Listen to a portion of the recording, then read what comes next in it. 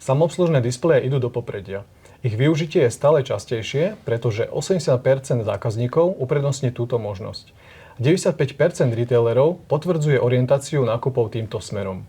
O tomto a nielen o tom sa dnes budeme rozprávať s Marekom Písečným, Channel Account Manažérom zo spoločnosti Zebra Technologies. Moje meno je Marcel Golias a vítam vás pri ďalšom unboxingu spoločnosti Jaroltech. Dobrý deň prajem a rovno potvrdím Marcelové slová. Postpandemický komfort samoobsluhy je veľmi rozšírený a to je jeden z dôvodov, prečo sme navrhli a vyrobili KC50. Presne tak. Poďme sa pozrieť na obsah balenia a vysvetlíme si, ako toto zariadenie dokáže zjednodušiť každodenné procesy. V balení nájdeme samotné zariadenie KC50, príslušenstvo a dokumentáciu. Marek, môžeš nám povedať o tom, čo robí KC50 tak výnimočným? Samozrejme, Marcel. Zebra KC50 je ideálne riešenie pre retail. Ale nie len tam. Ako vieme, kiosky sa dajú využívať mnohými spôsobmi a preto sme sa zamerali v Zebre na modularitu tohto riešenia. To znamená, že tieto kiosky sa hodia do ľahkej výroby, pre traceabilitu, logistiku, prípadne zdravotníctvo. A čo patrí ku kľúčovým vlastnostiam? Jedna z kľúčových vlastností je určite modulárny dizajn, ktorý sa hodí do rôznych aplikácií a hlavne vďaka použitiu buď to vertikálne alebo horizontálne. Upevniť zariadenie je možné na stenu, kde KC50 je kompatibilná s vesadržiakmi. Alternatívne môžeme upevniť KC50 na stojan, kde máme dve možnosti. Môžeme využiť nízky stojan, ktorý sa hodí na stôl, alebo vyšší stojan, ktorý sa hodí na samostatné umiestnenie do priestoru. V obidvoch prípadoch je možné zvoliť aj prídavnú tlačiareň, ktorá sa umiestňuje do stojanu pod kiosk.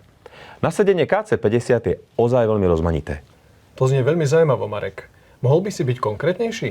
Čo tým presne máš na mysli? Mám na mysli flexibilitu. To znamená, že napríklad v retaili je najčastejšie využitie ako objednávkový terminál, ako napríklad KFC, McDonald's a tak ďalej. Prípadne sa dá využiť ako digital signage, kde slúži ako informatívny displej napríklad nad zeleninou, ovocím, alebo to môže fungovať ako interaktívny displej, price checker, veľmi často využívaný takto. A čo healthcare? Samozrejme, v lekárniach ideálne ako informatívny kiosk, takisto je pripojený na stenu, kde nasníma zákaznícky produkt a zobrazia sa informácie o cene, zložení, alergiách, prípadne hociakých iných veciach. A keďže zariadenie disponuje VESA štandardom, je možné upevniť naozaj kdekoľvek. Mnoho zákazníkov používa KC50 aj do výroby na odvádzanie a traceabilitu, prípadne dobrazenie výkresov. Keďže máme 15-palcovú a 22-palcovú verziu, je táto možnosť využitia možná. Skvelé. Tak to bolo k flexibilite. Poďme sa pozrieť na technickú špecifikáciu tohto kiosku. Tak ako som už zmieňoval, máme 15 a 22 palcové riešenie s Full HD displejom. Alternatívne sa dá použiť aj TD50, čo je ďalší prídavný, ale len touchový panel. Používa sa hlavne pri pokladniach, kde sa zobrazuje zákazníkovi nablokovaný tovar alebo váha, prípadne nejaká reklama. OK, a čo sa týka technických parametrov? Tak, technické špecifikácie je to Android 13, ktorý beží na 8-jadrovom procesore Qualcomm s frekvenciou 2,1 GHz.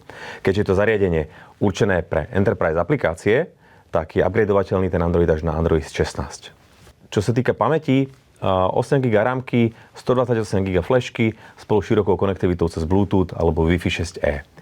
Výkon má dostatočný na rôznorodé aplikácie a aj na samostatné využitie ako PCčko. MicroSD port do 2 TB, Power over Ethernet ako napájanie je možné využiť a je to samozrejme pripravené na rôzne Near Field Communication aplikácie cez NFC. Je to NFC Forum Certified, Google Smart Tap Certified a Apple Was Ready takisto na platobné brány. A čo sa týka rozhraní daného zariadenia, čo nám vie KC50 ponúknuť? Zariadenie poskytuje jeden klasický USB port a jeden USB-C port na pripojenie ďalšieho displeja, napríklad TD50. Obrovskou prednosťou sú ale 4 Z-Flex konektory, nachádzajúce sa na každej strane displeja. Je to ideálne na pripojenie snímača čiarového kódu alebo LED majáčiku pre privolanie obsluhy. Samozrejme môžeme pripojiť aj iné periféria, ako napríklad platobný terminál, bluetoothový snímač a tak ďalej. Zebra využíva štandardne na integráciu, správu a manažment zariadení sadu Zebra DNA nástrojov, ktoré zvyšujú hodnotu zariadenia. Ako je to v prípade kiosku KC50?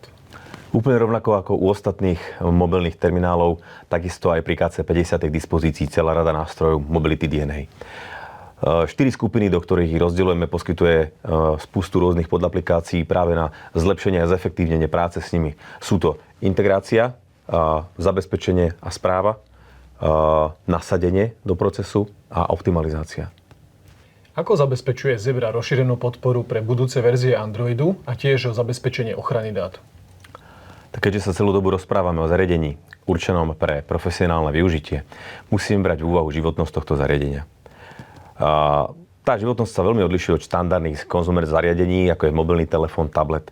KC50 má životnosť 4 plus 4 roky. To znamená, že 4 roky to zariadenie vyrábame a 4 roky po skončení výroby servisujeme a poskytujeme technickú podporu. O to väčší zmysel dáva využitie servisných balíčkov, ktoré sú k dispozícii v rôznych konfiguráciách. Takže záleží ozaj na zákazníkovi, aké má požiadavky, ako si navolí. Čo tým myslíš, Marek? Mám tým na mysli, že servisný kontrakt môže pokrývať náhodné poškodenia, pravidelnú výmenu batérií, ale aj overnight replacement poškodeného zariadenia. Čo považuje za najdôležitejší prvok? Tak za najdôležitejšiu súčasť by som určite označil LifeGuard. LifeGuard zabezpečuje možnosť upgradeu operačného systému a security patcha, ktoré je možné inštalovať bez nutnosti fyzickej prítomnosti pri zariadení, teda online. Tento typ zabezpečenia poskytujeme už pri najnižšej verzii servisného balíčku. Výborne, Marek. Ďakujeme za krátky rozhovor, ktorý bol plný zaujímavých informácií. Povedz, kde by sa mohol zákazník dozvedieť ešte viac o tomto zariadení? Tak určite by som začal webovou stránkou www.zebra.com, kde sú rozšírené informácie o všetkom, o čom sme tu dnes rozprávali. Avšak ak niekto radšej osobne, tak odporúčam kontaktovať priamo vás, distribúciu Jarltech, kde mu poskytnete nielen viac informácií o produkte a technickú podporu, ale aj informácií o dodacích termínoch. Ďakujem ešte raz, Marek, a prajem príjemný zvyšok dňa. Ďakujem aj ja. Všetko dobré, krásny deň.